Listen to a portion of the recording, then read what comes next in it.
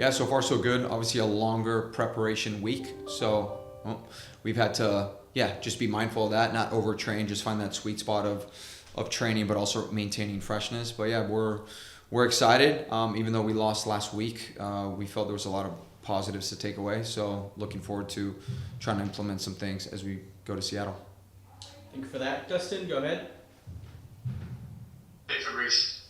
How are you?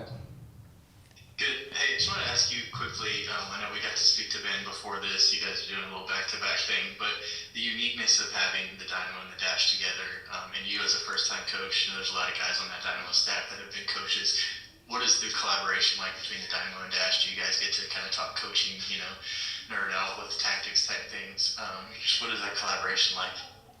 Yeah, no, I've had actually quite a number of conversations with a lot of their staff members, Ben included. But I've had, especially with a couple of the assistant coaches, we've sat down, moved some magnets, talk shop. So it's been really good. I know Ben sometimes has been at our training, I've been at his. So yeah, it's been good collaboration, always sharing ideas, how different whatever trends that we may see and how to beat those things. So yeah, it's been good.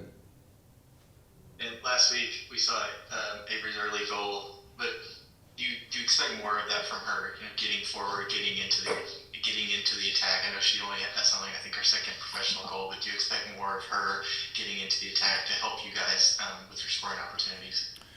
Yeah, I mean she has tons of quality in the attacking third, so we want to keep fine tuning that and ultimately, I think Avery's at her best when she just gets into a rhythm and a flow. And I think you're starting to see now, I think this is maybe your second or third game in running and starting. And so now you're getting a real rhythm of her performances. So, I think she's done really well and looking forward to keep having her being productive on that side.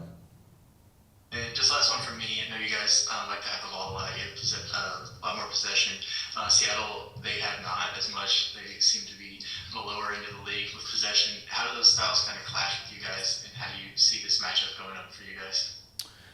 Yeah, I mean, I got to be honest, I don't look too much into possession numbers. I think it's what you do when you have the ball and what you do to mitigate what they're trying to do. And so I think for us, that's a big one, is, how are we breaking their lines consistently? And then how are we really preventing them in those transition or first and second ball situations? So we'll see kind of what happens. But at least on my end, there isn't an expectation of, 60% no. Like for us, it's are we breaking their lines? And how's our structure? How's our shape as we do that?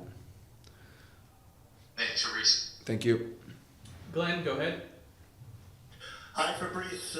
Thanks. Hey, you mentioned in your very first answer the positives out of the last game. Can you pin a few of those down? And then you mentioned also implementing some other things. Can you address those?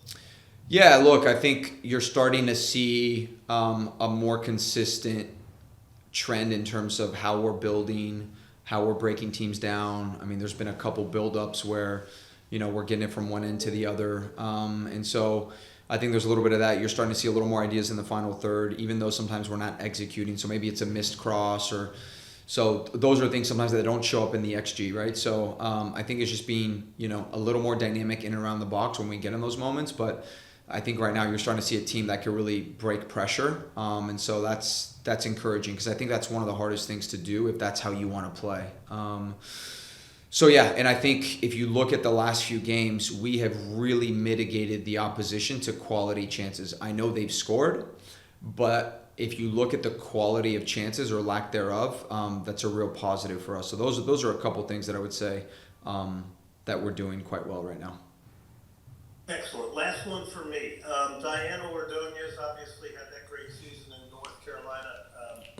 I look at her, she looks like a real 9 to me. You probably want her in the penalty area when the ball gets there. What's her status? I know she's coming off injury. And where's she at right now? Yeah, overall, good. It's just there's competition, right? And, with the way we play, there's, if you can't consistently get into the box, you need to be able to utilize someone like Dee. But she's been great, has trained well, and I think right now it's just competition, right? And we're deciding to go with a different 9, but who knows what can happen.